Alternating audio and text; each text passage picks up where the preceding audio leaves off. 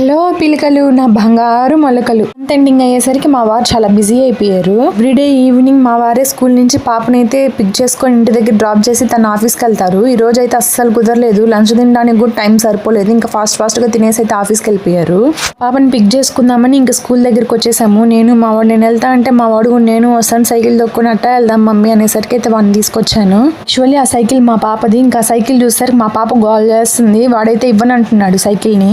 మన తంటాలు మనం పడి వాళ్ళిద్దరి మధ్య అయితే ఒక అండర్స్టాండింగ్ పెట్టి ఇంటికి తీసుకెళ్తున్నాను.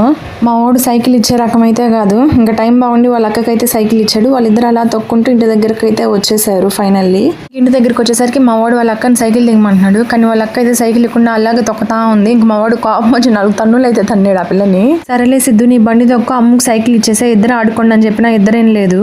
మీరు చిన్నప్పుడు ఇలాగే చేస్తుంటారు కదా, ఒక సైకిల్ కోసం ఇద్దరు కొట్టుకోవడం. అయితే కామెంట్ బాక్స్ లో కామెంట్ చేయండి. నా తంటాలేవో నింబడి ఫైనల్లీ ఇద్దరు లోపల తీసుకొచ్చి నచ్చ చెప్పి ఇద్దరిని అయితే కలిపేశాను. నచ్చితే ప్లీజ్ సబ్స్క్రైబ్ చేసుకోవచ్చు కదా.